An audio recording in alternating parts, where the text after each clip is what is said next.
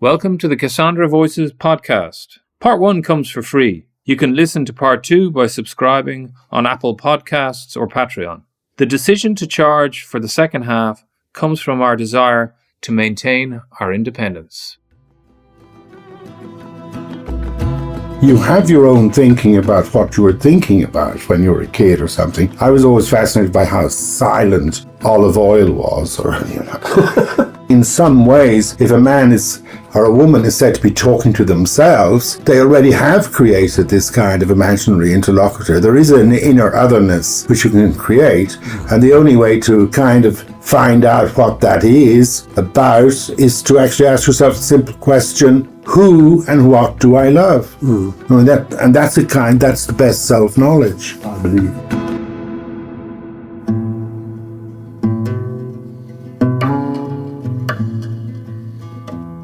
Welcome to the Cassandra Voices podcast, an Irish home for independent journalism with a global perspective.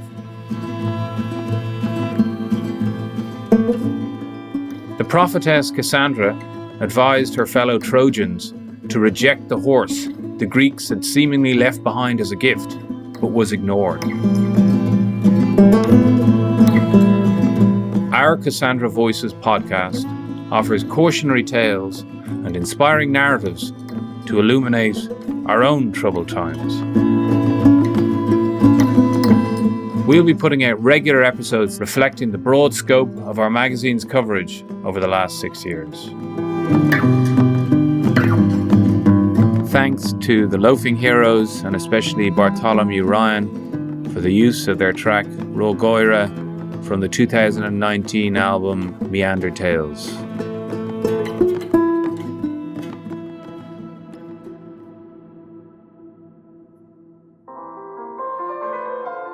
In a suburb of Tokyo, sometime in the future, a Japanese scholar of Irish literature is studying an obscure text. He has heard of it through a Joycean friend. The work is Beyond the Pale, an immersion into the mind of a character not unlike its author, Patrick Healy, who was an Irish critic and philosopher who spent much of his life in Amsterdam. The whole heavy volume of Beyond the Pale sits before him. It's a little daunting. Who is Patrick Healy? The Japanese scholar has been finding out, bit by bit. Reliable information is hard to find. Some of this is by design. Some of it is because of the cruelty, or at least indifference, of the writer's early fate. Healy was a gifted child, but born to an unmarried mother in post-war Ireland. He was thus sent to foster families and to the care of various sisters of the church. The Japanese scholar has been able to locate a separate early text published by Healy back in 1985, called Up in the Air and Down. It is a short novella, a stream of consciousness spoken from the point of view of a child living through such a reality.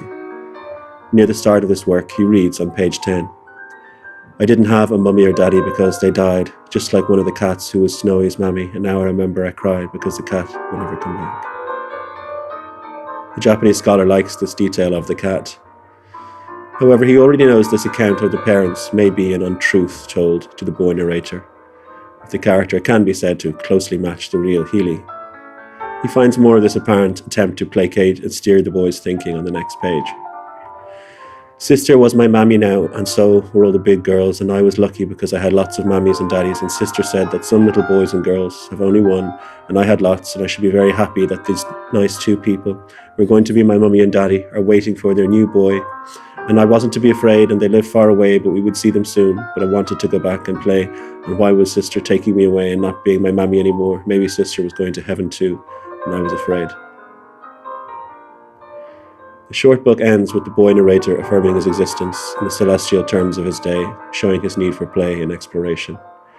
"I am not a secret because God knows who I am, even when I play with the yo-yo that goes up in the air and down." All of this is important because the huge late-life opus the Japanese Joycean will now begin to study is likewise framed around a life lived in 20th century Ireland. A growing up given form by a dislocation of parenthood and an attempt to seize upon a renewed existence in young adulthood through language and music and sensation. The Japanese scholar knows that the Irish cultural output of books and films addressing the plight of fallen women who are separated from their offspring and often pressed into misery and forced labour in laundries and convents has been substantial. Yet here it is, a little-known testament by someone who emerged from such circumstances and sought to form his own mind rather than let it be formed negatively by them. Not directly concerned with the young boy's voice, it instead forms an internal, semi-conscious portrait of the man who emerged, grasping life through an adoration of words and ideas. The Japanese scholar begins to read beyond the pale, and he can hear the melodies of Healy's voice, which he already knows from his epic recording of Finnegan's Wake. It thrills him that this Joyce-evoking book begins with an unexpected burst of Japanese words. As the story, if it is a story, meanders out into existence, we encounter a young Irish lad being tutored in Japanese by a Viscount Taff, who seems to be simultaneously preparing a beef consommé, a consommé devoutly to be wished. And like this hypothetical Japanese scholar, in the summer of 2024, I had the opportunity to meet Patrick Healy in Amsterdam, where he was completing work on Beyond the Pale in a cavernous apartment looking like the workshop of some ancient Egyptian priest. Confined there during Amsterdam's hard lockdowns, he had begun to submerge more deeply in his memories. This was something of an intimidating foray into his world for me at first. I had heard stories, including from my own father and other intellectually minded people of their generation, about this brilliant and erudite fitter. Perhaps more than a little roguish, he would sit in beauties in 1980s Dublin and mesmerise them all with his sophistry. The reputation for seduction and for cunning behaviour was reinforced for the Healy of that long ago time by many. Yet his life in the meantime, hard to unwind and with very little detail available, made more sense to the encounter with him and his work. He had invented a career for himself, unlike those of his peers. As a scholar, he spent significant time in Germany in German archives, mastering that language, eventually settling in Holland, where he taught at the University of Delft. His links to Ireland were kept in tenuous health over the years. He was a very close friend of the barrister and historian Frank Callanan, also a personal friend, who had sadly passed away unexpectedly in 2021. Healy, who once performed a read-through and recording of Finnegan's Wake in the early 90s, getting through the whole thing in 4 days, has a famously fine voice. Selections from our affable 3-day conversation in Amsterdam follow here. After, you may access the bonus episode to hear more of Patrick reading at length from Beyond the Pale. Don't worry about the Ariadne's thread of the story, if there is one. Just try to hear the Irish soul that is alive in his voice. This, I feel, is the best way to savour the hidden currents and the magical wordplay that Healy has worked into his text. Thank you.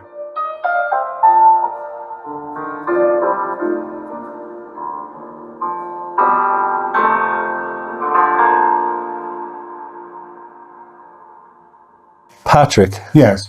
Healy. Yeah. You're finishing a new work. What's it called and when was it written? Well, the current title, and it has yet to be finally decided, I'm working with the title Beyond the Pale, or Beyond the Pale. I'm still literally in the throes of the final proofreading, and I've been very lucky in having somebody volunteer to help with that final stage, who is in Dublin, who knows the material, I think, very well, and is prepared to, look up. There are all kinds of things you have to look up. I mean, spellings of names, if they have 2 N's, 1 N, or so on. When it was written, within the book itself, there's a speculation by the hapless editor, who's introduced as a character who comes to Amsterdam, finds this manuscript, one part of which is 1,000 A3 pages, and one section of which is 500 A4 pages. And the manuscript he's been commissioned to actually transfer it to an electronic file. He doesn't have much by way of editorial skill, but he's very prone to commentary, and he's at the same time finding out about the author, who it is said has died. The author of the book has recently died. So he begins almost by inventorizing what's there in the apartment, but lets the manuscript fall out of his hands, and it scatters all over. And he discovers that, in fact, it isn't paginated. And it's all written, for the most part, on the verso and not on the recto of each sheet or leaf or page. So he picks it all up and then realizes that he has completely lost whatever order was there and cannot reconstruct the order because there are no catchwords at the bottom of each page, which would lead you on to the next page. So that's the opening chaos of the editors. And the editor, of course, becomes slightly tired and irritable in the course of preparing the electronic version, but has a background which allows him identify quotations from the Bible. So he puts in biblical sources for anything that sounds to him biblical in origin within the text itself. And there are some other, he's adventurous in the sense that he goes out and he finds people who, he goes to a Greek restaurant and asks for somebody who knows Greek, or he goes to a Japanese restaurant and he finds somebody who can help him with Japanese. So he spends a lot of his social life trying to find people around, one of whom is an Armenian swimming coach who helps him decipher something within the text itself. And these opinions are then registered by him duly, and people are identified. So that's kind of how it opens. It opens with him trying to work out whether the first part of what he has transcribed, which is an account of a meeting of a main character called Bo, B-O, and a Count von Taff, T-A-A-F-F-E, or T-A-F-F-E, or with different spellings. And they're in the middle of a Japanese lesson in which the Count is asking the child, of obviously very young figure, probably 7 or 8, and there's internal evidence as to why that must be the age, what the meaning is of certain terms in Japanese.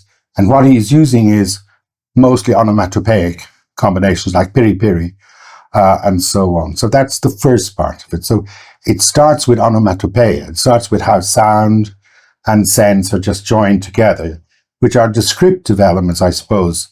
That came out of the interest I once had in how do you make animal sounds in. Does a Chinese person hear a cat meowing in the same way as somebody from, let us say, Ballinasloe? Or does a Japanese person hear a dog barking? And so, like, we have things like woof, woof, and there's a great Joycean meow where he actually extends the sound That's of the right cat. At the start. Pardon me? It's at the start, isn't it, of Ulysses? Yeah, well, Near he's having breakfast. Having breakfast. He ate with relish. And then the cat's meow gets extended. And you have meow, meow. So you have a kind of MG or N sound, or you have an MIA-O-U-W-W sound. And this became very interesting for me, the whole idea that we have sonic properties which can get alphabetized. Because it seems to me that that's where the great mystery of writing is at the very beginning. That somehow somebody took sounds they heard and they used figurative marks to indicate those sounds. And so we were literally drawing sound. Mm-hmm. And why that was necessary and how that became a form of compression by the invention of an alphabet, as opposed to, say, the Egyptian system of determinatives, hieroglyphs, and alphabetic signs. And suddenly you have just alphabetic signs that are restricted to 24 or 26 or 22. In Hebrew, the case is 22, the letters. And it really fascinated me how that moment of putting movements from within the throat, palate, lips, to form sounds could be indicated, regularized, and then becomes a kind of whole system for transmission of, well, endless knowledge. So that's a beginning, is this interest in just sound itself. But it also belongs to a kind of context that, you know, people were going to Mass, which was still in Latin. So they were listening to a language they didn't know. They were learning a language which was said to be the native language, but which was a foreign language to them, namely Irish. They were pronouncing that Irish with the actual values of English consonants and vowels. They were speaking in English, which had itself become separate from and was differentiated from English in England as early as the 16th century, like the Dubliner Stapleton, the Dubliner Stanihurst, are already saying we speak differently here, and make specific references to the area in which most of the book is set, namely Finnegan, which is North County Dublin.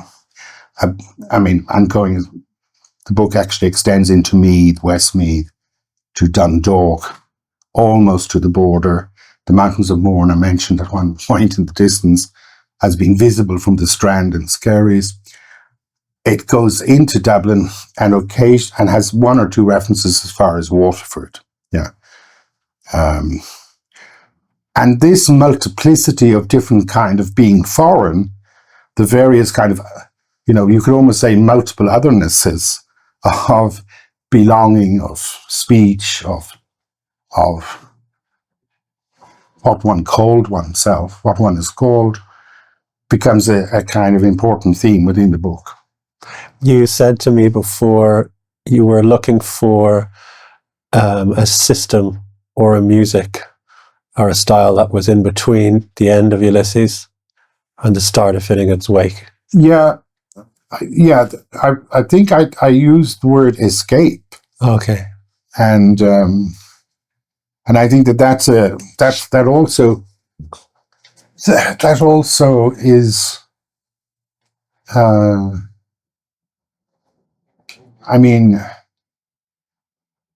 You write within the reverence towards, the greatest national writer, if you like, the greatest. Yes. He is the equivalent of Dante. Yeah. Of Virgil. Mm-hmm. And of, I would even say perhaps Homer, but that's more difficult to say. At least Virgil we know is an individual, and Dante's an individual. Yeah. Joyce is an individual. Homer is a more complicated issue of authorship. But not less complicated in terms of the immense impact of the epics, of the whole development of Greek life and culture and so on. And Joyce, in a way, has had, and I think a very important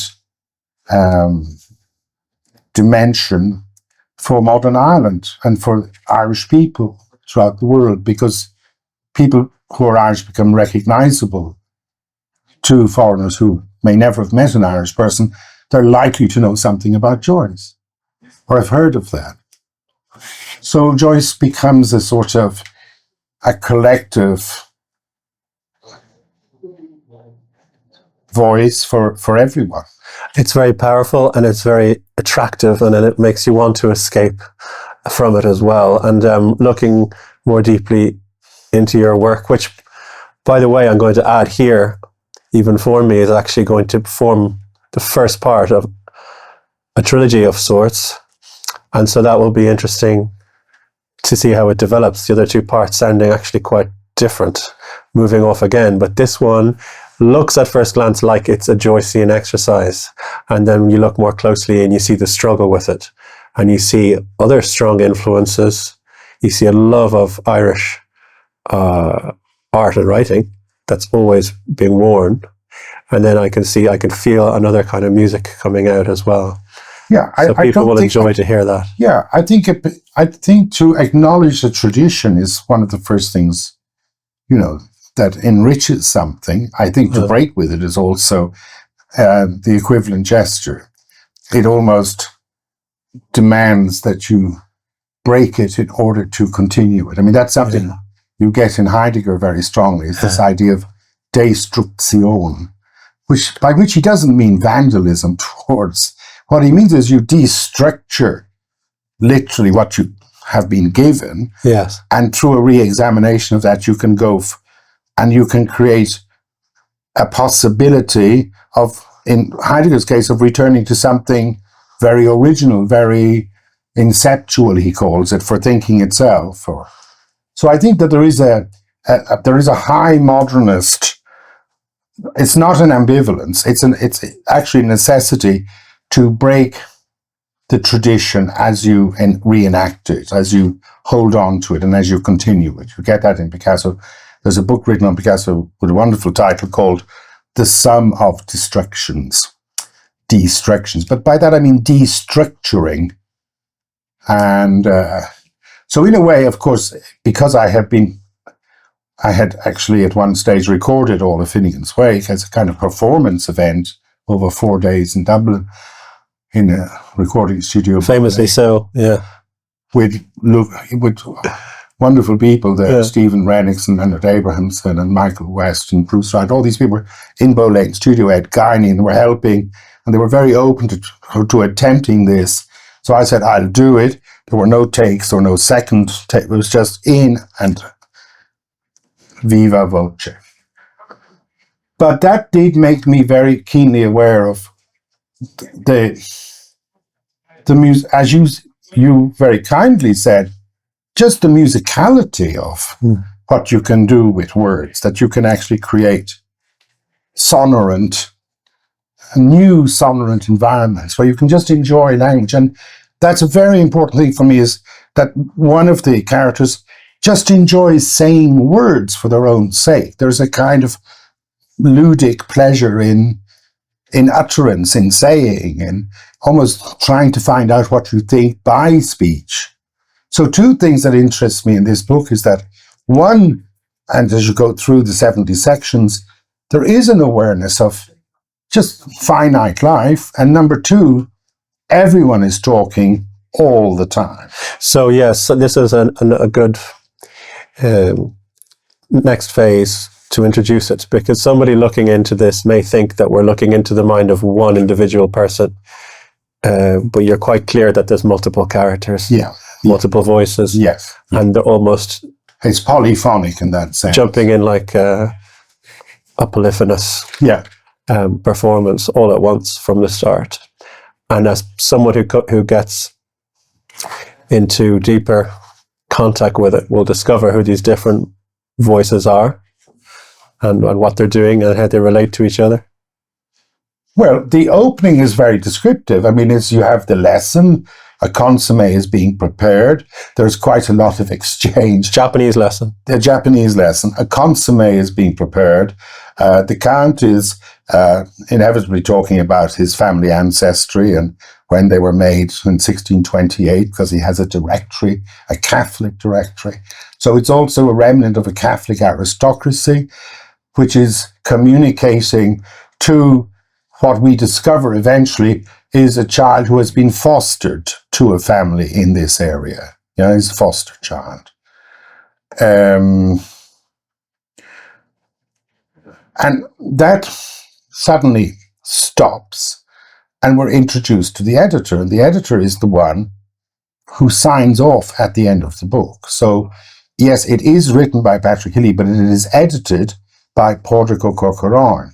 Corcoran. Yeah, which is, this becomes actually very significant, but literally the whole significance of that is in the very last line, which is that was the family name into which the first character has been fostered. So this character has been living under two names at a certain stage of, I think one can still say, his life. So, but again, that all emerges very late in the book. So we're introduced, as I say, to the conversation. We then have the problem of editing, which I mentioned earlier, about the manuscript falling on the ground, the inventory of the apartment, the author who is dead, the editor not quite able to decide, is the author writing in the first or third person? Is this a fiction? Is it invented? Is it an actual autobiography? So all those kind of terms of how people come to write about themselves is put under question. It's not at all clear. And that ambiguity is quite deliberate. I should add, we're having this conversation in a wonderful apartment in Amsterdam, which Patrick has filled with obviously text and his paintings, which as an art historian, he will have put a huge amount of soul and spirit into as well. And I'm wondering, is this the kind of apartment where that manuscript was scattered? Yes. Okay. Yeah. It used to be here. It was all. This is going to be a hard place to make forensic sense of. Yeah. Well, it's not a crime deliberately so, per se. Deliberately so. Yeah. Yeah. It's an Egyptian tomb. It's more like a tomb, I have to say. Yes, atmosphere of Juliet's tomb, indeed. And there's Egyptian arcana and very interesting looking books everywhere. Yeah. So as you were writing this text, was there a process of starting and finding it becoming easier and more flow emerging over time? In section 4, it just opens the editing of this manuscript is a nightmare. And I mean, so the text talks about its own coming into being. Yes. And it takes quite a period of time to actually work out where it is actually set. Where it is set? Yeah. When it is set. I know you mentioned that at some point the editor pins it down to 2023. Exactly. But it makes me think of what you described as a very hard lockdown here in very busy, beautiful Amsterdam. Would have been 2020, I suppose, 2021, but a year and a half of people having a lot of time, too much time to reflect. Part of the text, actually, you get a main character is the radio. And the part of the fascination of that was that precisely because of the lockdown, people started to lose their memory. Mm. In other words, people couldn't remember, because it was called COVID-19, but the lockdown only starts to come into play in 20. And it goes on here at least until a year and a half. Yes. From March the 13th. But by the end of that, because you didn't have all those very much day-to-day things that you normally completely ignore, you realize that you're being constituted by that everydayness in ways that you could hardly ever have expected. And secondly, that it's only the repetitive constitution of that everydayness that gives you an intact memory. Otherwise, you have no memory. So it is remarkable for me that at every point in the last year, most people, if you ask them a question about something recently, there's a kind of void within the memory there, because the period of the COVID lockdown has really disturbed. Yeah. And if you add that to the fact that most things do not require you to memorize anything because the screen is there and you can look everything up, there's almost a sense that our capacity for memory has been very seriously diminished.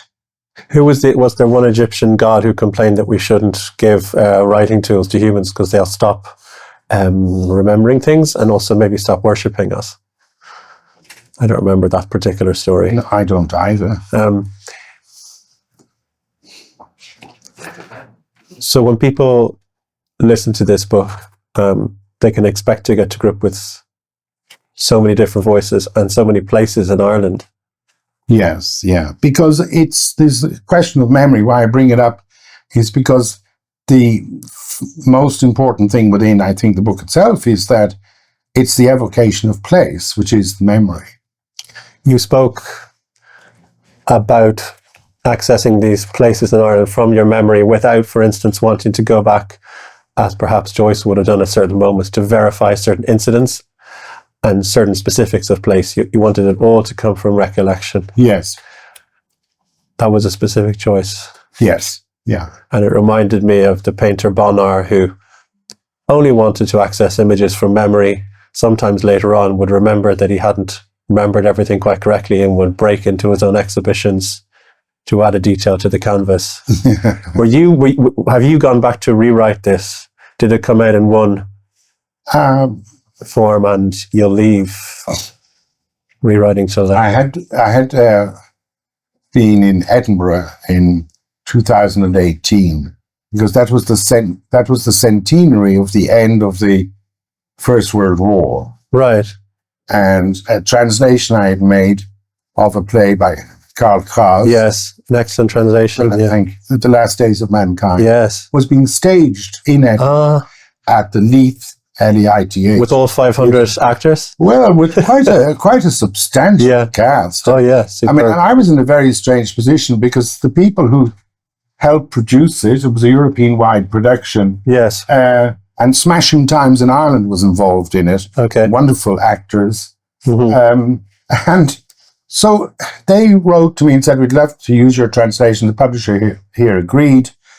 And I thought no more of it. And suddenly I was being invited to Edinburgh to attend the opening. And the theatre had been closed for a very long time. It was a major, there were like 2,000 people at the opening night. And I was put in the front row as if I was the author. I was only the translator, but so, and it was a remarkable compression, if you like. They didn't, of course, do the whole play. Kraus himself said it would take it was intended for a theatre on Mars and it would take days and days and days to do. But I'd come back from that and I realized I'd spent a lot of time in the preceding years. I translated Kraus, stories of Kraus, short stories. I'd published a volume of poems called A Papyrus Dream. And I'd published another series of, translations of Carl Einstein's Weberken and so on. So I thought I have still a lot of manuscripts of stories I've written, and as you don't see this, I'm looking under the table and I see that the second book down, the second notebook, that has a whole series of stories that I wrote when I was in New York, thanks to the hospitality of Seamus Moran.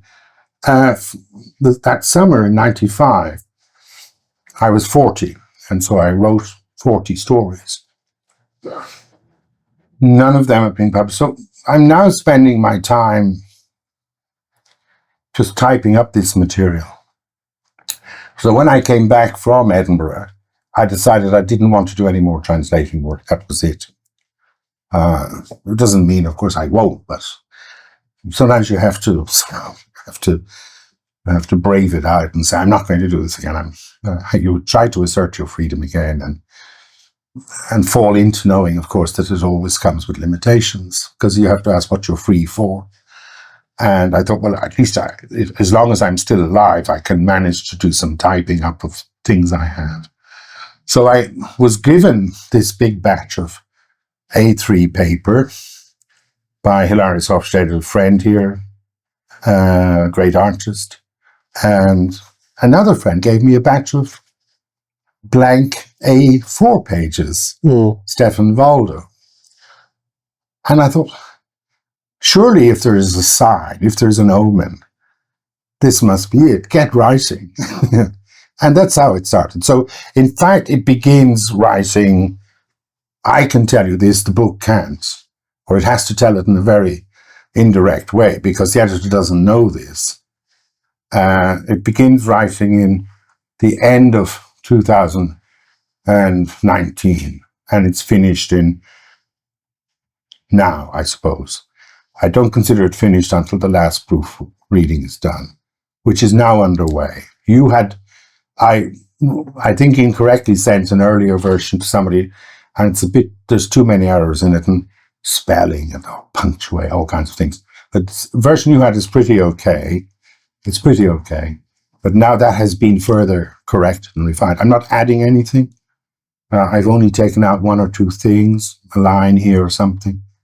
So that's pretty much the text you have is what I hope to have published. You did spin back to Ireland at some point. This whole thing feels like it's much of it is a kind of yearning back into Irish deeper memory there for you. But you went over and you went to Sligo. Yes. The other side. Yeah. Other side to where you were born. Well, you were born in County Dublin.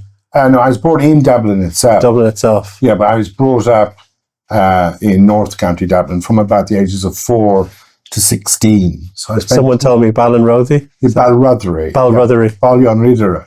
Yeah. Balionridera. Yeah. And did you have memories of the far side of Ireland as well?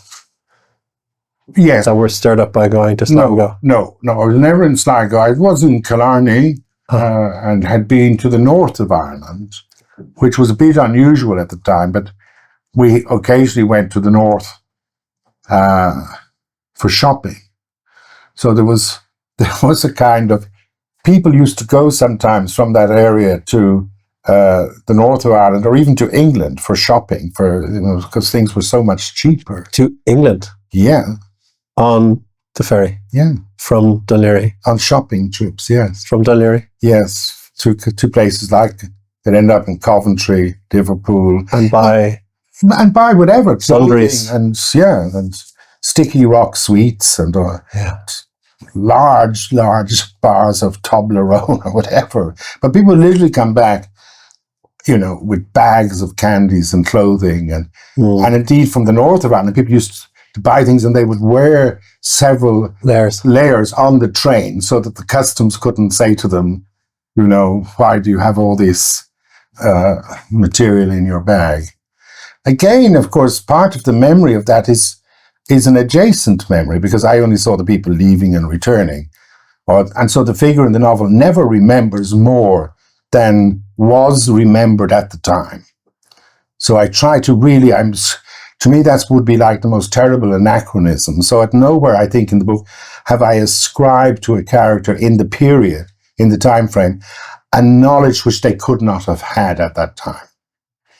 And at the same time, I have to limit it by the awareness of the knowledge they have is always mediated through one or two other figures within the book itself. So it's like layering in a way. It's like glazes in painting. I mean, if you say you have a color and you decide you want it to become more luminous, then you do thinned out layers over it and over it and over it, and suddenly the undercolor shines through. So I would say that the method of repetition of some of the characters is a kind of glazing. With the distance and time and in memory, if you're trying to pick out the voice, the persona, is there a paradox of feeling like you're losing them, but then feeling like what's essential is popping out? Yes, yeah. And returning to you. Yes. Yeah. Oh, yes. No, there were days I would go out, I would go for a walk, and suddenly a word would come back into my head. Yes. Or a phrase. Yeah. And I would literally have to write it down because I was fearful of forgetting it. Yes. And that happened quite a bit. Yeah.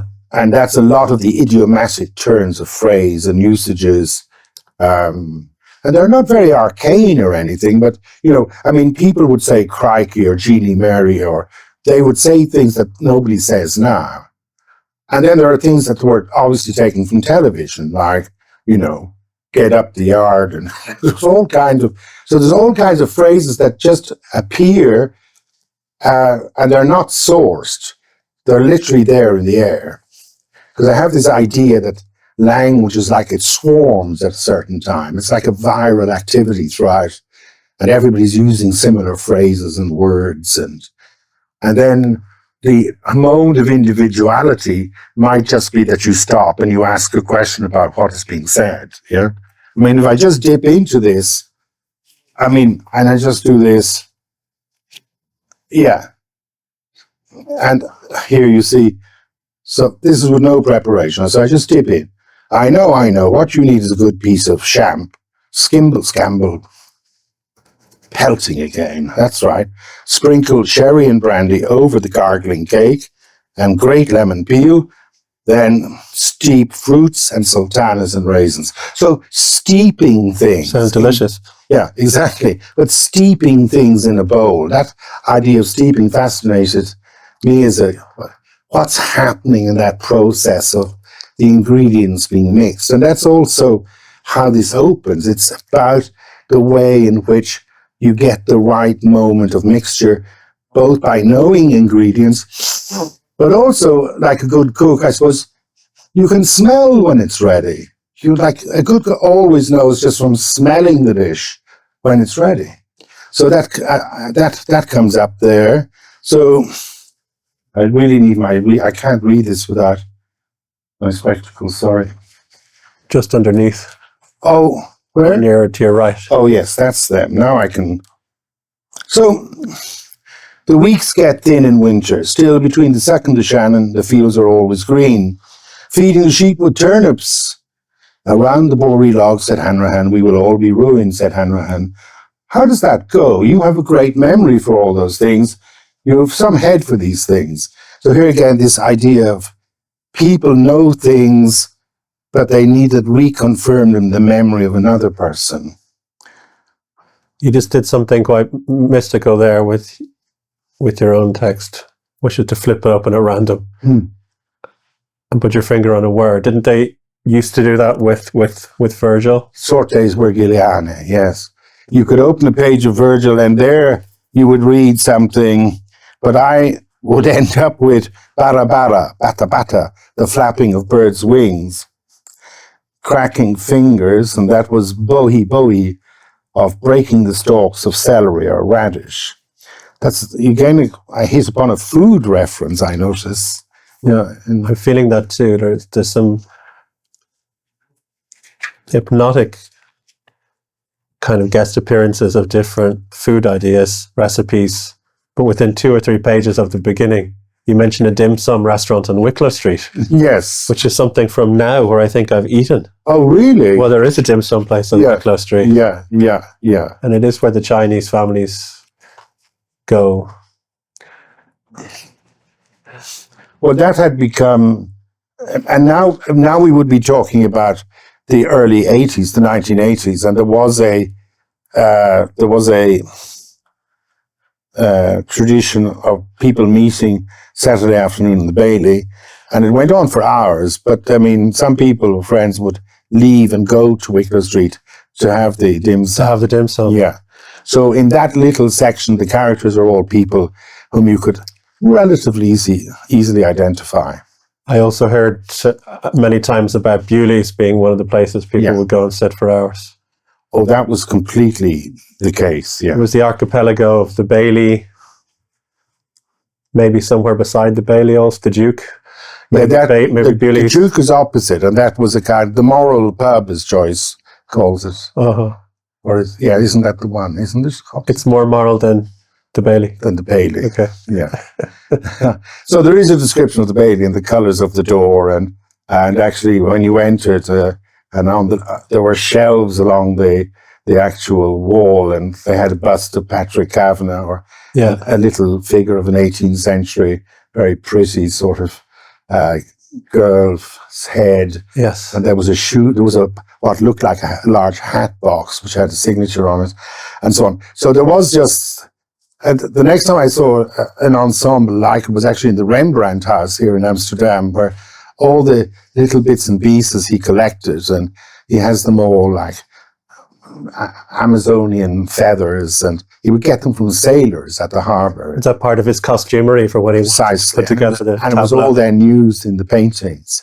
But the objects are still there. And I was very fascinated. I wanted to do a series of pictures just about things that objects dream. When you have an idea, I was once in the market and looking at, they were selling coins and old coins, and one of them was back to Roman times, and I thought, what kind of existence has this coin had? I mean, it's 2,000 years old. It's been in somebody else's pocket or collections or whatever. Like it's almost unthinkable how objects can survive and how they can literally be speaking things, like speaking rocks, and you can extend that to fossils or little stones that you find. I mean, I was really fascinated by that, and I discovered that thing and word in Hebrew are interchangeable, dabar. So you can talk about things in dabarim or whatever, and we have a difficulty with that because we always think, aren't you going to the edge of animism here? Aren't you being relatively superstitious? And I say, yes, I am. Do you think Joyce was a non-believer, or do you think he was a heretical believer? Well, he was never excommunicated as far as I know. And I know that he was very delighted to hear that the Osservatore Romano had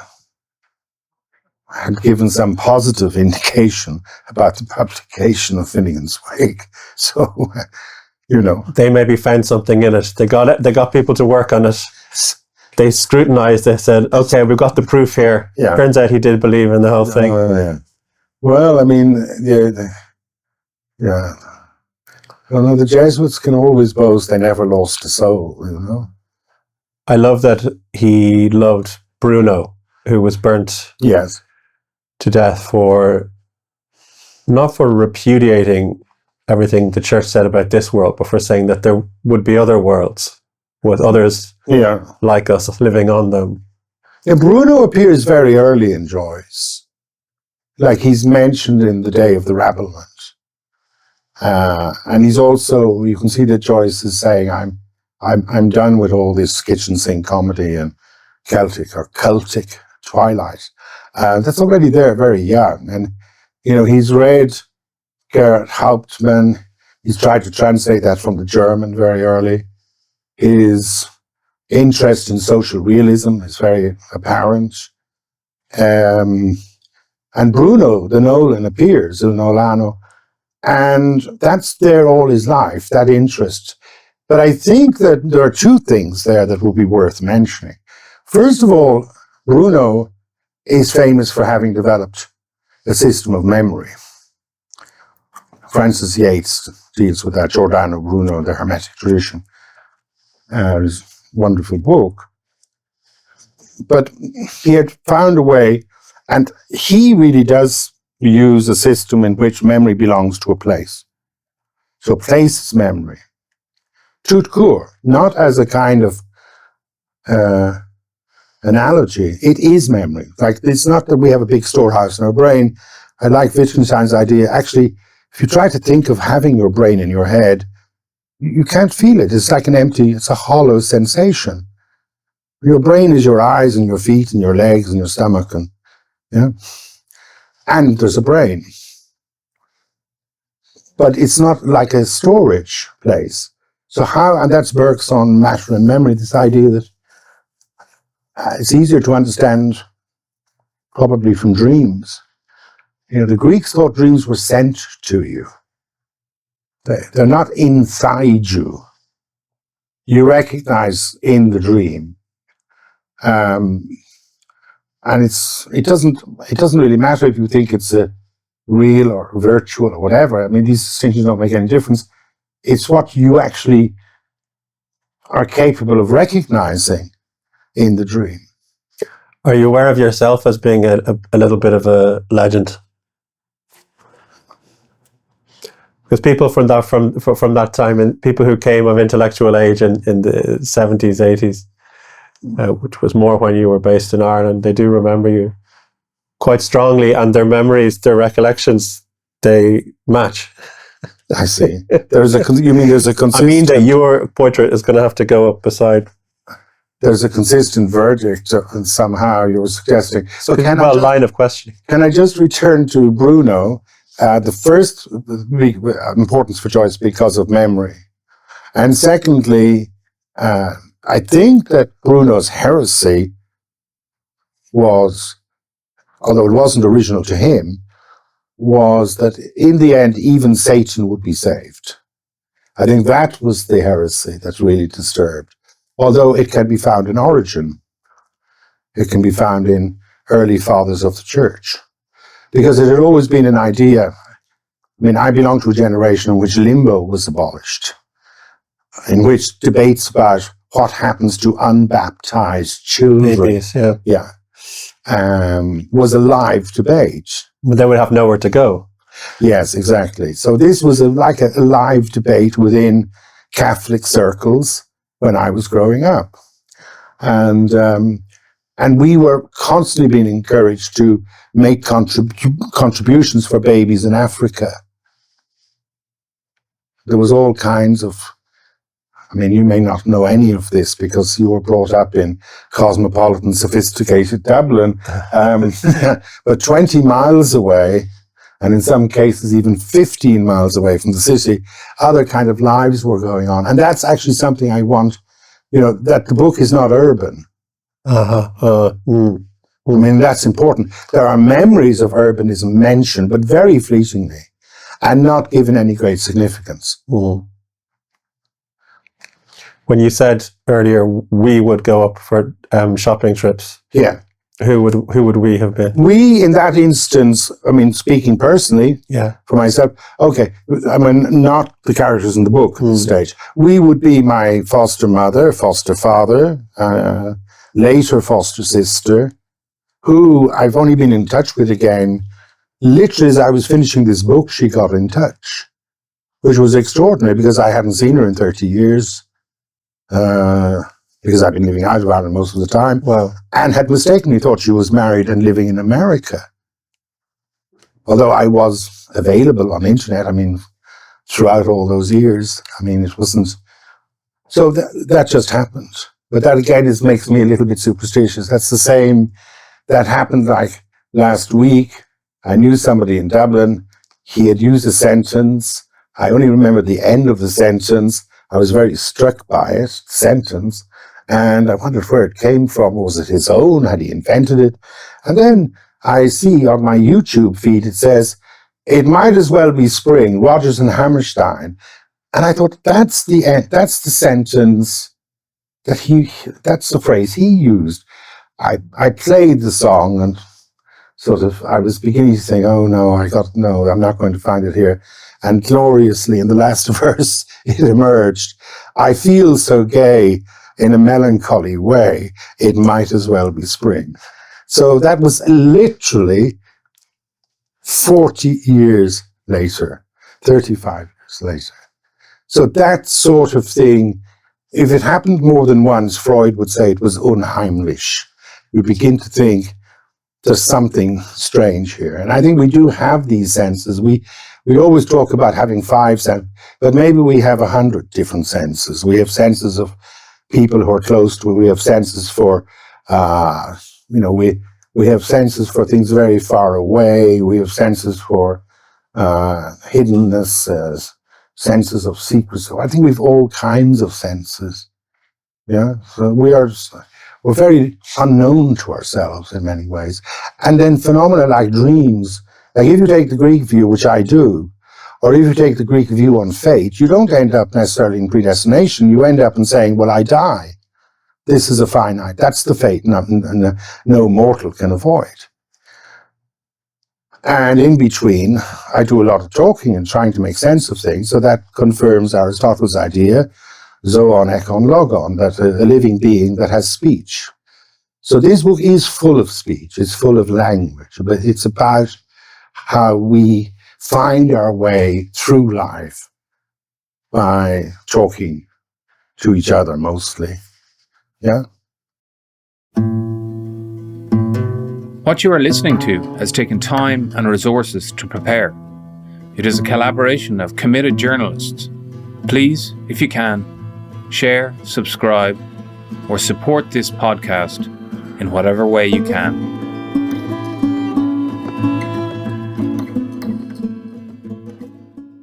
There, Beyond the Pale, Chapter 1. What does the expression paraparato mean? Yes? No? Okay, let us listen. The sound of rain falling. Gara gara? The creaking door. No. The sliding door. Now a little quicker and we'll see how well you've learned. Pon pon. Tap tap on shoulder. Oh, such a clever answer. Tap tap for pon pon. What about pun pun? Scent of perfume. Suta suta. Quick step. What is the opposite, eh? Noro noro. Elephant walking. Noshi noshi. Horse walking. Paka paka. Rabbit jumping around. Pion pion. Listen, so let us start again. Doki doki. Fast heartbeat. Surprise. Giri giri, pressed for time. Bingo, little bow, off again, something different. I will say the word and you can just say what comes into your mind immediately. But remember, no hesitation. Just say it, let it out, okay? Piebald, leaping, white billows, on neck, sea spray, echo at a distance, back to back. Waves are pika pika. Yes, indeed, shining. Or could you also say kira kira? Sparkling. Uro uro. Aimless wandering. One day a week after school, it was a visit to see the Viscount Taff. The puzzle today was not the expressions in Japanese. Rather, he was animated with the details of making a beef broth, and how to make cloudy liquid clear. It used to be Taff. We sometimes spelt her name with 2 A's, and sometimes with 2 A's and 2 F's, and it was Taff. I remember 1 A and 2 F's, he explained as he diced the vegetables. Perhaps it would be better if people just called me Fawn, although that only got added as a courtesy in Austria, really unnecessary, like the O here that people add. All this Viscount thing only started in, they have it here in the directory, let me see, peers, members of parliament. There we are, Viscounts Taff, 1628. That must be right. Established 1628. That is 235 years ago. We will leave the numbers until later, the most complicated part of Japanese for the beginner. Fon, knocking at door. He's hard of hearing. That means he shouts all the time when speaking. He walked quickly like a distracted pigeon, then suddenly would stop, stand proud that is, and keeping shoulders straight. It looked as if he was in no hurry at all. He had remarked on his wispy hair and sunken cheeks when comparing himself to a portrait in the hallway, and dismissed the pictures there as being dull or too obvious an attempt at flattery. The Count, as he was generally known, was said to be camera shy. A portrait is something, he intoned, other than a replication, such as you get nowadays with Polaroids. In a portrait you capture the something special you see of yourself or someone else. He still maintained that pictures, paintings that is, he had seen in Vienna as a young man, however distorted, were a real capture of the sitter, and not like the capture of a camera. There was Kokoschka. He came here during the war years, visited even Hampton Hall, okay? That is only a mile from where you are in Black Hall. Those were his initials. I will tell you about all that someday, when you're older. It was ages before he arrived in the kitchen. Collage of egg white and the raft used for wine, carrots, celery, tomatoes, things must be made clear. Method, he shouted. Method. The secret of life is mixing. Remember that. You start with a broad idea, and then step by step you arrive at the thing you want to understand. Reduction. It's not about rules and recipes. You have to get a feeling for what you are doing, and then what you want. Simmering a stew requires a good nose to know when it is ready, a good eye to see if the marbling of the meat will create something juicy or dry, how much wine to add, all depends on the sense of taste. A good beef stew, serve it in its own sauce. That is the mingled color you come to know, and from smelling, and finally, a good tasting. Heaven. Gammy, nagging. Lesson went on. We were YY, a happy group. Suddenly leaping flames, mera, and that also means he turned to bow, fighting spirit. Final question for today's informal lesson, and then the consummate vastly to be wished. What is sure? Oh, Bo knew immediately. He learned to remember it by joining it with words he knew from elsewhere. Sure. That means when you go beyond the limit.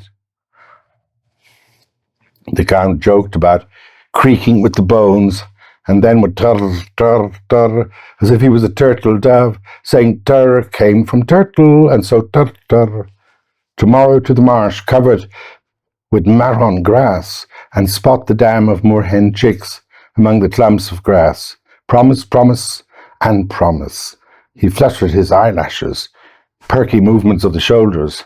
It was always another day, and more coo, coo, coo, coo, and creak, creak, creak, creak.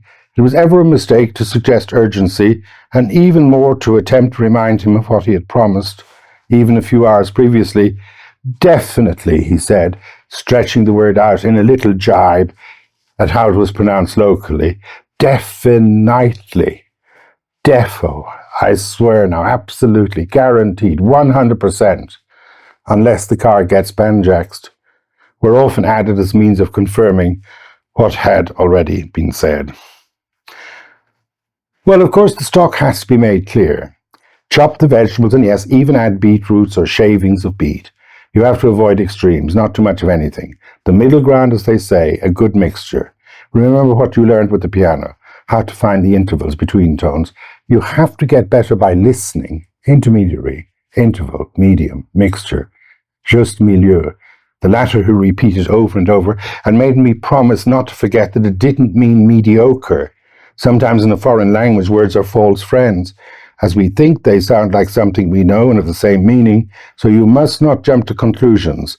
You can run after them and find that that is the difference, not to worry, reduce and subtract. You know what keeps you going. He talked then to himself, indeed, moyonnaires, in the cant of zealots, moyonnaires, jump. I could hardly even stagger. After all, it was the old refrain, what needed remembering? The cold stream that took wispy shapes, an ensign of carnelian, the doorpost, felling the air, turning dreamlike into plumes of banners that were writhing as they unfurled the light, some secret word to repeat and repeat as the night was bright within his sleep, the promise that appeared before the winding road, and the great poplars of a blessed life in the hereafter, sudden awakening in the dream, the awakening in the dream and still going on, bunting in the breeze. She would appear out of the matrix, the mold of darkness lit by the dream within, and greet with laughter every gulp of air, choking on despair, and the suitcases that were not packed, and he would miss the boat or the plane, but always kept him from leave-taking, as if trapped in the chamber of self-illumination, condemned to listen to some wrangle and distortion, again delayed, just vapid exhalations of her creaking lungs, rushing along the spangled filter of the tree bark, and then the great guffaw, an arm so self-disposing, cradled to the east, and being thirsty, adrift, fetid breath congealing, chapped creases of lips, a mouth of ashen straw, had to have honey water later, just slacking and holding in the ebb tide, the pressure of small water, needing to lie on one side, then an old hall, sifting out the aged cradle that was now a slumbering bed which sagged, pushing out, and tenuous breath again, the dream that returned. Talking in the sleep about the intervention and the articulation, how to make everything clear, but underneath aware that it wasn't to be clear. Just the eddying and splashing and ebbing would go on until weary-limbed, sliding out of a bed too high above the ground, and making the way through the grey fog that slowly lifted and was gone with the first sips. Fog was so comforting, and its disappearance a kind of awakening, pronounced with ominous effort, articulation, articulation. Would he manage to inhale it? Nothing could be closer than an eavesdrop that approached his own heart's beat. There never was complete silence. Just let the breath out as soft as can be, no struggle, out. And in little mounting gulps, which could become a small voice, and over the still body, a cover spreading little motes of dust on uneasy sleep as the gristle of the ear rubbed against the pillow, the pitch and toss of night with suffocating sheets. As to the pulses and the beating heart, the sound became as hollow as that of water under a bridge, and the whole room seemed to expand, and things started to chase each other in his mind and then disappear into a black screen somewhere in his deepening stillness. For a moment, the room in which he slept seemed to expand like breathing air into a balloon. By the window, a warm breeze, there was a soft shuffle, and the light spin of waking again, a puff of wind before the forestays, no matter. The toss and turn was there to prevent him falling, sinking down to the abyss of below, and the struggle of the light with no source within. Just an inner rush now, words and things one sees, as the brightness of saffron, the lamp black of the bedroom's fire grate, the weighted shape, embers, smoulder of anthracite, such a moment that prepares festival, a nod, a little token to the frosted pane. Now it was the time to trip the anchor, the vent of the chimney flue. Orange glow from her slender waist, a sudden tightening, quicker intakes, and the orange spread faster and faster and came closer than the sounds being sieved through the waking, tightening crisps. So much began in the darkness of night.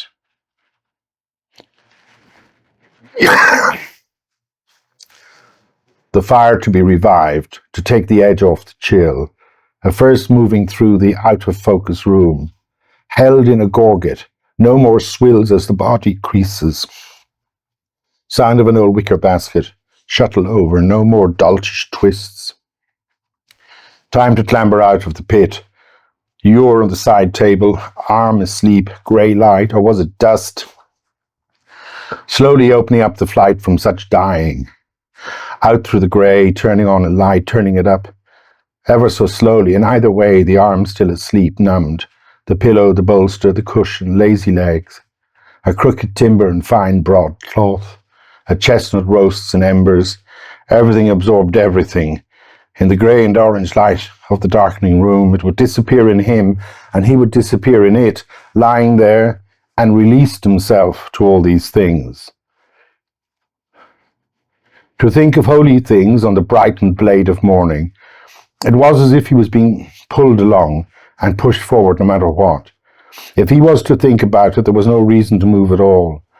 What was so urgent that kept him being lurched forward and needing to move, to wash, to go to the breakfast table, to rush eating, meanwhile the dream slipping away? Now all he could remember was they'd been given a diamond, because he had a way of helping the person to escape. He'd never met this person. They came into the dream and left. It often happened they never returned.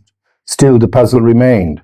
How had they felt free to come in the night and talk to him and give him such a precious gift?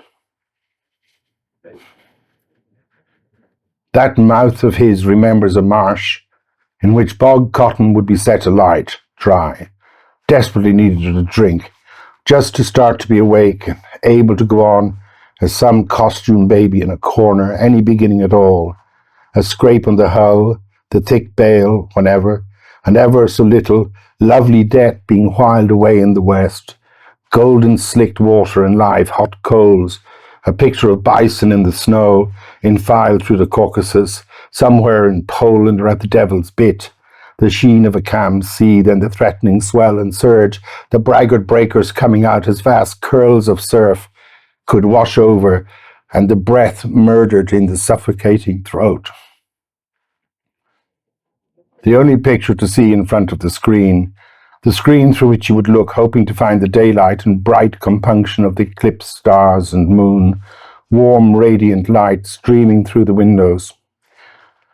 And a you that is turning to speak alone to oneself, to wonder who is speaking to whom when speaking to yourself. Why all the going over things and thoughts that seem to come from nowhere and take no time to arrive, instantly present? Brang, brang of sounding chattels, the birth and stall of sickly things, morning coming to rinse out the room, leeward below the wind and the rotting carcass, a basin of tar and bone, such a secret odour, his futile head, the flop of the plummet and a pigeon alights across peppered stones, their breathing bones, the mystery of feathers. How strange they looked when born, embranglement, that word he had heard from an old professor who walked along the cobblestones of Front Square, which were slippery after rain. He was bent over and always looked at the ground, explained to Uncle Kit how the good bishop had used the term embranglement. Kit said it was legitimate use. What about lie and brabble? He had come across the phrase recently. Professor Furlong didn't reply. He was too polite to disagree, and he took it that disagreement meant misunderstanding, so he understood and stayed silent. There was no need for him to share what he understood, nor to dissent. He had to walk carefully across the slimy stone. Stops, starts, and then whirring again, the engine starts to hum. The chance of a complete collapse. Every time the key was turned in the ignition, never going more than 30 miles an hour, waving at sheep in the fields, his crushing handshake, and the small copper pans to prepare a meal for the cat, always in courses and with great affection. His mother presided over the evening supper. Flossie the cat had dined like royalty, whilst her son contented himself with an aggressive vegetarian diet, whilst wondering if a cardboard box would be strong enough to bury both of them, Flossie and his mother. When the final day arrived, he was kept busy, calculating the equivalence between feline and human years, and wondering if they were not now the same age. He chomped on the carrot. Mama, when alive, was pleased to tell anyone who would listen that he had not been right in the head since he fell off a horse during a dressage event at the horse show in Dublin. No escape. A shallot. Birds treading. A draught from under the door. The boxes in the rigging slack. Stagnant water. Hangs down the old bloat, the swag belly. A dent in the side was waiting, the bone waved, the truss of fillets and shackles, my pelt, my hide, my stupid skin and fillet and flexed wings. The wrangle of words getting ready to scream in his silent head, words and crushed extracts laid out on the caked anthracite as it goes on groping for air, suffocation, yellow orpiment, sulphate of arsenic, pilloried, compact legs touching each other, so close, a swell of opulent air for the bashful, the benighted. Then sometimes in the ear canal goes a snap. A little gush of air balancing another, a billow of eyes, and all rallied together. It came out squeezed from a tube, group. Then the name of an esculent fruit, Sisyphus, jujube, considered prudent, circumspect. She calls out, arum, arum, arum. Stop talking to yourself. I will drive you around the twist. You will go loopy. Very soon he would have the chance to talk all day. And all he needed was a good seating arrangement. Oh, and to remember to walk around every hour to keep the blood circulation going. Nothing like hypochondria to keep one on one's toes. No, better. All his best friends were alert to the clues, and with the smallest reference to fatigue and ache, balance problems, they would take the hint and be gone. It was this delicacy that had kept the light web of their friendship intact, like the crystal shimmer of the net on an insect during the cold morning of the year. The crunch of glistening early morning frosted grass, pashed and brittle. Seniors are not to be trifled with at all. Pitch of beating wings, stridulation, didn't wish to impose, hadn't wanted to bother you. You should have mentioned. Thank you. He had sent in a proposal for a book opening with mason bees making a shelter, small as a quail's egg, and one small perforation, otherwise you would hardly know. The book was in abeyance.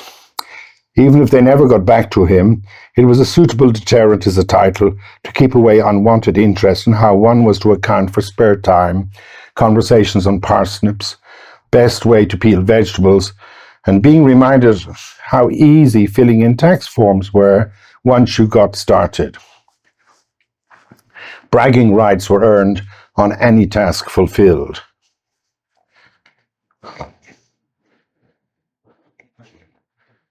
People do not respect the awful difference lying on their sultry pillow, the gamey wallops, a new understanding that he or she should surrender everything for the difference between an A and a de. No beating it. Dough pale as the blood drained, and the moonlight swallowed him. That was the image indeed. A yellow moon in a lapis lazuli night of early May. Her on the dark sheets, and the mirror that let her see the entrance. Oh God, such incense, and then put all those hours and others that lay like that together, and it's a bloody sliding slope. He started to groan. The appalling ritornello of obsession. 3 days of spring, and you can forget a whole winter. No matter how bad anything turned out, you had at least some sense knocked into you, and the chill realization that even after the exhaustion of your mutual torment, at last a normal life with its unimaginative demands made you feel whole again, purer. It had been an accident, something read, and then enacted, started in the bat, made a joke, good for starting things, not to be sustained, and call it a baptism. Lust gives a lot of leeway when it comes to laughing, but real laughter prevents the deadly seriousness of expression as the two mesh and entwine. There's no pulling back. Being deprived of mercies as things stale, he had reminded me once, and so apt, you can die of boredom too. Trying out little twists and turns, giving up on ambitions. Recently, a whole sentence appeared in print which was in English, but looked at closely, all the key words were derived from Welsh. This sentence can be found below. A clever contrivance and really better than those affected setups, which made some, and often just for the sake of it, a way of passing time, need to repeat as a form of reinforcing, too much in love with pattern and artifice. One day that sentence will reappear. One day, so far it is just at the edge of any credible memory. Pristine pain, perfect privation, not recalled. It can be, it never even happened. To say pulsation, moving on. Perhaps it will come back. Can you really choose to forget? Let go, leave off. Egg white. The egg white has to be mixed well with the vegetables and herbs, but not too much egg white. The beef gives back the flavors absorbed by the egg white. Just leave it alone. The great secret of cooking. Let things be. Let them cook. Then simmer, simmer. Then filter, filter. Crystal clear. Daydreaming. Rapt attention as you slice and dice. Just let things be. Hardest thing in the world to let things be. We are always prodding and turning over and disturbing things. No? How did that come about? It was because of the teacher of Gray's elegy written in the country churchyard, knew that the poet had also put Linnaeus' botanical classifications into hexameters, and that surely deserved to be better known. He was also, even less well known, part of the Celtic revival, so to speak. He would not tell Mr. Daly what he knew, even though he was fond of his English teacher. His resolution always dissolved, since they could never overcome his own lazy resistance. She had told him that, in full maternal solicitude, that he sighed like an old man, even when very young, and was as lazy as sin. In his dreams there were small slips of paper all over a cottage room. It was an extensive L-shaped cottage, which had only a small entrance, and thatch that had to be constantly replaced. Walls always in need of more whitewashing, and 2 milk pails outside the door to give it the picture postcard look needed in the tidy village's competition, which had led to hundreds of hanging baskets of geraniums almost anywhere you looked. He'd already assembled 50 shoe boxes of index cards with the information beside each phrase or tag or saying or proverb, and in reality the necessary cliches to get through the day. These little masterpieces of compression, better than schemas or categories, once said they would conclude any conversation and create a confirmation that we are all in this together. However, his being away they said with the fairies, told him he had once been in a horizontal petrified forest and felt the stump with the tree ring still etched by the silica, that he had drained the trees of life and left these ashen memorial. There at the edge, so great to be alive, and for nothing, just rubbing the stumps, he felt the lash again. He wanted that cruel moment and then tender forgiveness. Her sick buttocks, full of yellowed fat, mustard yellow, Coleman's, and now glowing with pink, a painting of blue-grey pink, mustard yellow, and the dark emerald green of the favourite bed sheets. A great fervent odalisque, or the rococo buttocks of Mademoiselle, the O'Murphy, Morphy, known as Morphy. She had the entwining not just of the shell, but was sinuous in beauty's S, and capricious in the counter C, her recumbent curves making up shields, draining the coquille. Present to the king from the painter Boucher, who had also painted La Maîtresse en titre. The scallop shells held 2 great beings. On the concave side, Venus, and on the convex, St. James of Compostela. He warmed up in his pronouncements. So odd of me Dorothy laughed and Farrell's necktie was dotted with polka. It was Saturday afternoon in the Bailey, the pub with the Prussian blue doors. There was a creaking shelf above the south wall, which was the entrance from Duke Street, with a pert sculpture of an 18th century beauty, a large hat box, and the bust of a poet whose spectacles took up most of his face, Patrick Kavanagh. It managed to express in clumpy bronze the scowl of an underestimated great man, like almost every second person in the bar, before drink was taken. To the left and right there were entrances and so exits. Facing outwards to the bar, they came immediately after lunch in South Wicklow Street and would pass away several hours until it filled up towards 7 p.m. This Saturday ritual had sustained many friendships and included bohemian barristers, artists, and odd survivals of self-styled Anglo-Ireland and so on. There were even some students, sometimes a break in the habits, and a round to Wicklow Street for a Chinese dim sum lunch. One barrister with a Duchess hump would lead the conversation on matters removed from the daily banter. He was puzzling over the definition of insanity and how a defence based on madness really worked. The conversation moved between stories of those who were at the bar to those who had just left the bar. One of his comrades had been on the Munster circuit and had congratulated the landlady, who kept a spacious bed and breakfast. When he appeared at breakfast and seeing a drop of honey on a spoon by slices of toast, "Congratulations, Mrs. O'Flaherty. I didn't know you kept a bee." There were several set pieces, and with the false surprise of children waiting to hear the same story again and again, everyone feigned not to have heard it before. It was the telling that counted. Stories were for winter nights. They had to be dragged out, modulated, refined, so that in each telling the tale's conclusion, already well known, would come as a surprise, and laughter timed to a T on conclusion.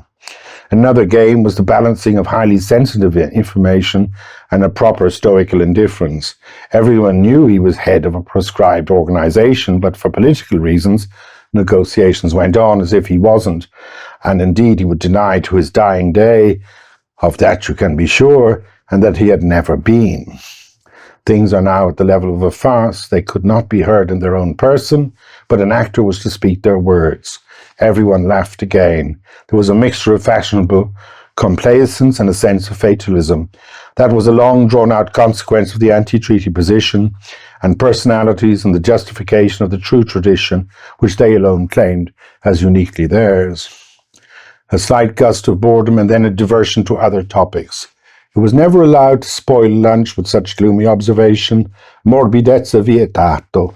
Another guest, famously cynical, turned to the art critic and mentioned he'd acquired some lovely silver spoons from Mr. Danker, early 18th century, and with the somewhat fluffy quality of Irish silver at that date, a set of hokusai prints, mostly of kabuki figures, and she might come and advise how to hang the prints. He had seen a kabuki version of Aeschylus, riveting. She would be delighted, and he picked a crumb from his frazzled pepper and salt beard that made him look prematurely old, and narrowed his eyes to register his gratitude for such a fine service to be rendered. Delightful, that will be delightful. His fingers were rubbed quickly together, as if to get rid of the crumbs, sprinkle in his beard, which she had picked off unconsciously, and he turned to his colleague and said, "Are you still pontificating, Your Holiness?" Rationality only means proportion, and then gets hijacked to mean irrefutable evidence and logical probity. As Chesterton said, "You're mad when you've lost everything except your reason." He asked for another portion of fried rice. "Not too much, mind you, thank you." A sudden insight. "We were always like that. We turn everything into the grotesque or the burlesque.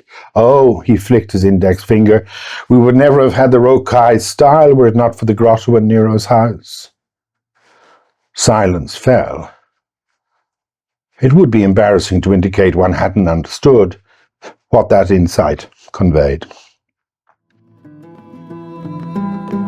To listen to the remainder of this podcast and access bonus material into the future, please consider supporting us with a subscription.